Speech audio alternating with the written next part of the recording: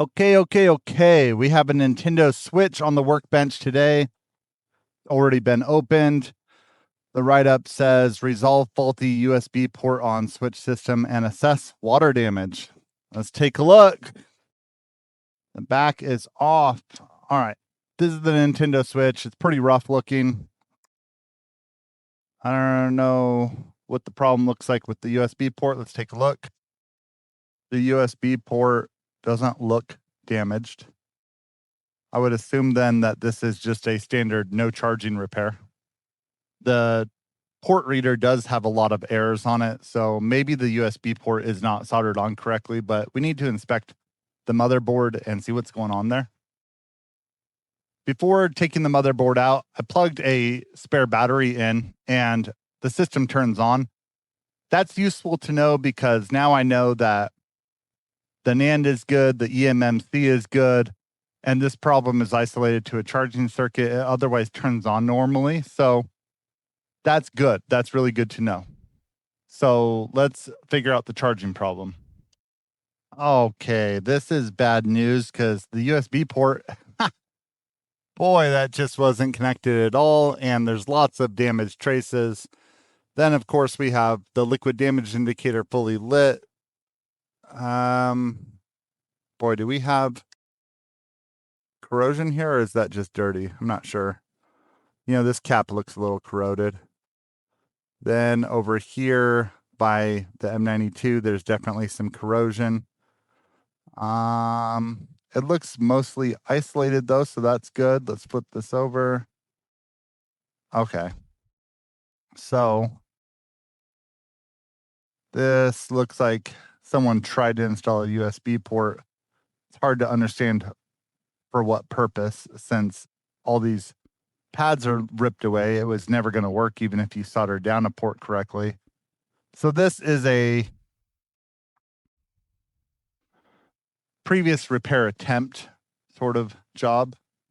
In fact, the USB port is actually brand new. It's not been, there's no solder on it or anything. I thought when I looked at the USB port under the microscope that it looked fine. Before working on the USB port, I'm going to check some key areas in diode mode. One of the first things I'm going to check is this 0.35 is normal. 0.51 is normal there. 0.35 is normal there-ish. That looks normal. That looks normal. Normal.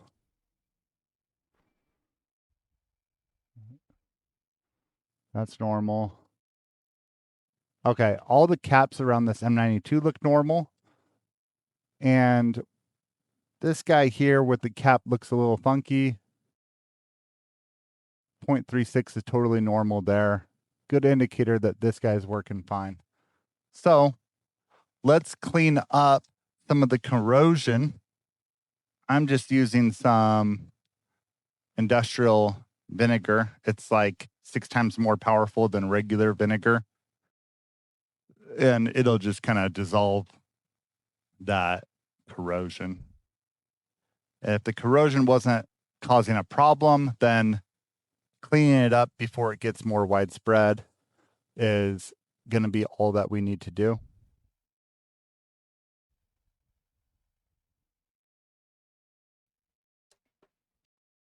Okay, everything looks pretty clean around those chips. This chip looks good too. That's not corrosion there. That's just, you know, thermal paste. It's non-conductive. We'll leave that alone. So the first thing we got to do is prep this site to install a new USB port. Okay, I'm going to clean off any of the solder that's here just by putting some flux down. And someone turned my iron off. Where it's when you let other people use your workbench, they like to do things that you wouldn't do. So as I wait for my iron to heat up, okay, Let's wick these away.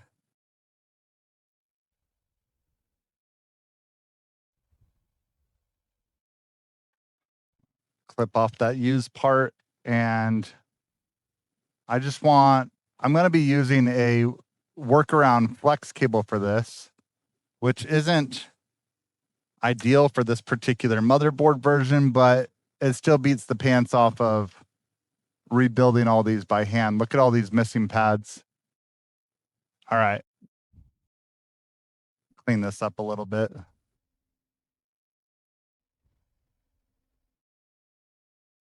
We'll just get rid of that water damage indicator. Who needs it, right? I don't need it. I don't need a water damage indicator to tell me if there's water damage, because just because that thing's wet doesn't mean crap. If there's corrosion, that means something. All right. That looks okay. So what I'm going to be using to repair this is this flex cable here that basically replaces the pads that, and then it connects to where it needs to on the motherboard, that you can install a USB port. So it'll go just like that. What I'm going to do is I'm going to prep for installing that by putting a little bit of flux and some leaded solder on those connection points.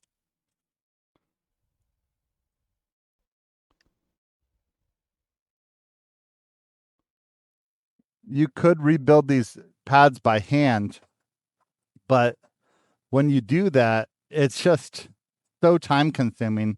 These little things, I think they're under $5 a piece. So what I'm going to do is I'm going to try and line this up to a spot where I'm going to like positioning the USB port. I'm going to solder each of those spots there. So now it's in place. Now you're going to find out there's different board revisions of the Nintendo Switch, and this thing is not designed for this one. You can see they don't meet up, but we're gonna make it work, because I still think it saves time over rebuilding the pads. So first thing I'm going to do is prep all of these filters with leaded solder so I can connect to it a little bit easier.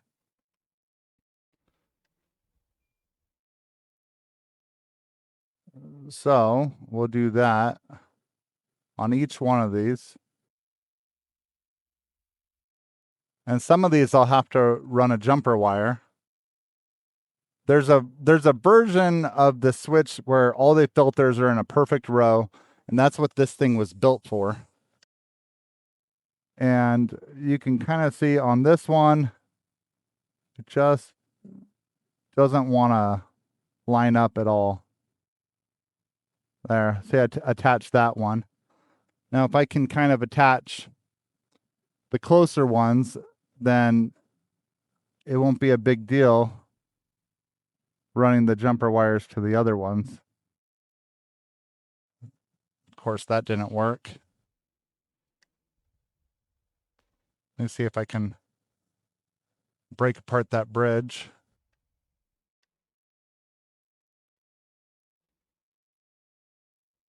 Okay, this is annoying. Did I connect that one?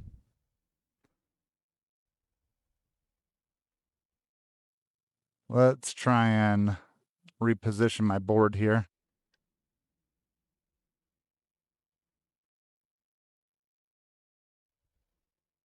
Man, that is just not close enough.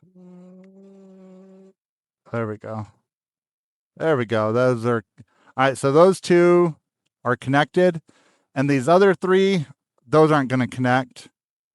So I'm going to prep these pads for a jumper wire, and we're going to use a jumper wire to connect them. But before getting to that, we'll secure this flex cable thing a little bit more in the connection points that it requires. That one goes there. And over here,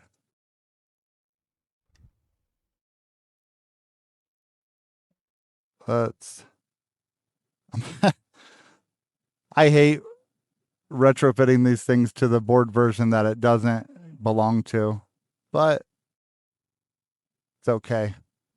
The solution to not having to do this is to not break your motherboard off the not break the USB port off the motherboard, and boom, you have a solution.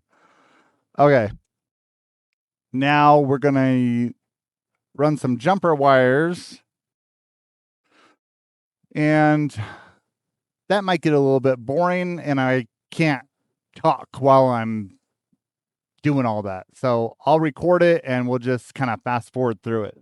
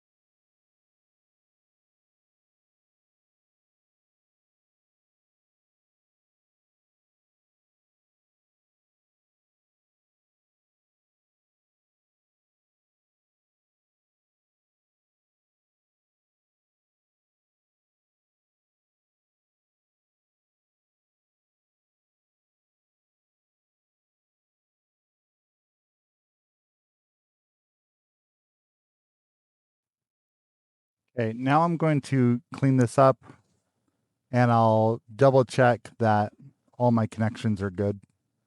Okay, I can already see one that's not. Dang it.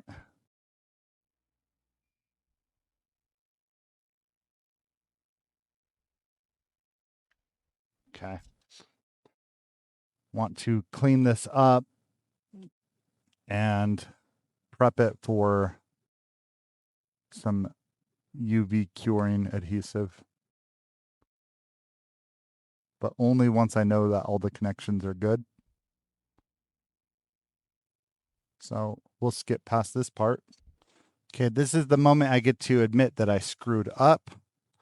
I didn't measure continuity on this filter before installing this thing, and it's bad. And without that working correctly, the system won't dock on a TV. So I'm going to have to replace that filter, which generally requires using hot air, and that blasting hot air at this area would undo everything that I just did.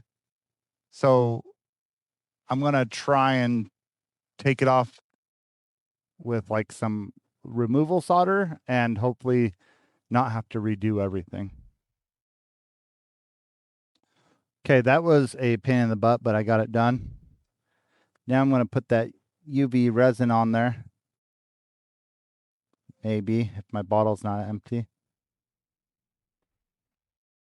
Okay, so just a little bit. I'm kind of letting it spread, but I'm going to assist it with the brush a little bit. Now, this UV resin that I'm using will dry rock hard and keep everything in place. That's what my light here is for. And you can see UV light, see? And you'll see this cure right before your eyes. That's pretty cool. But what it cures hard to the touch, but then I basically rest the UV light on top of it for a while to make sure that it cures all the way through down to the board. I'm gonna come back after that's done.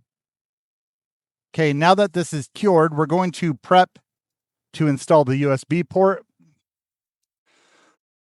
What I'm going to do is put some flux down on these pads, and then I'm going to put solder on them. Okay. Let me just clean my tip there. And then, boop. Beautiful. Okay. Now, should I use the USB port that was in there? I think not. I like to use my own parts. What up, Diggs? Water damage on a 3DS. That is not good. Here, why don't you pop the back off for me right here and I'll take a look at it. Okay. Do I have parts for the switch? I'd like to say I do, but oh, there's one. Okay. Now, this is going to, how do my pads look? The pads look good. All right, so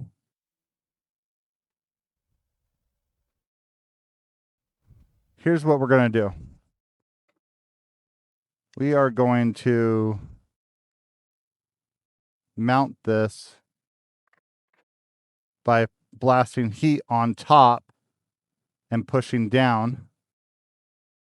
And we should be able to get that to seat properly.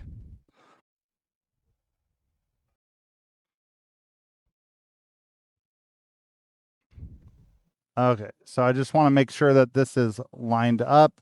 I'm going to put downward pressure. I'm going to crank my heat up a little bit. And we're going to blast heat there until it looks like it's attached.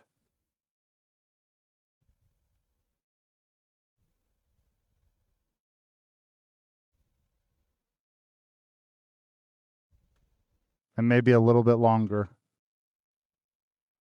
Because it looks like it's attached now, but there's the hidden row of pins that I want to be sure got attached. So I'm just holding heat a little bit longer. Now I remove the heat and I keep holding. Nothing else matters right now. I want to know that those solder joints attach properly before I remove the heat. At this point, I know they have, but I still hold because this is not the moment where you want to take a shortcut and screw up. Okay. All right. That's probably long enough. Now I'm going to flow in these front anchors. And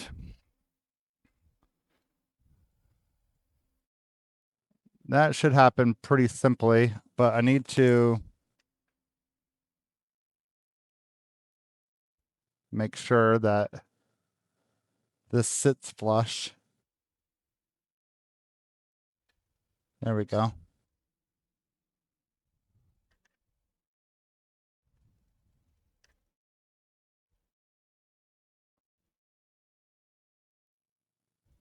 Okay, I want to make sure this sits flush on both sides. Very hot. Very hot.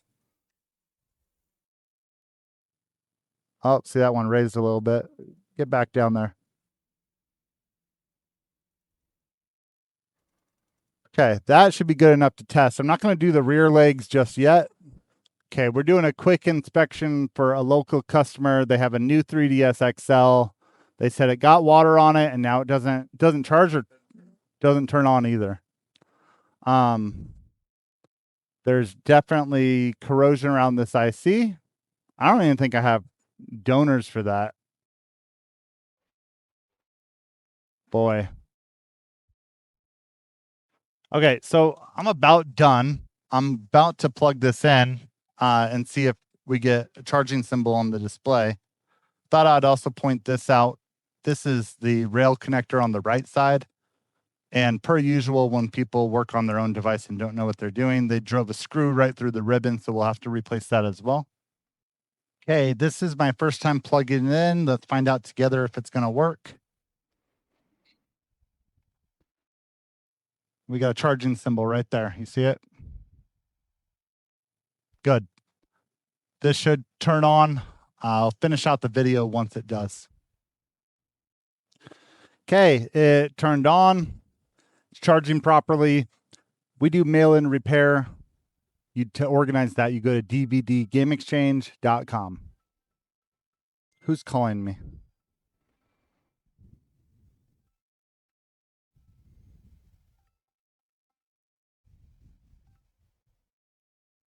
There's no answer thing on my phone.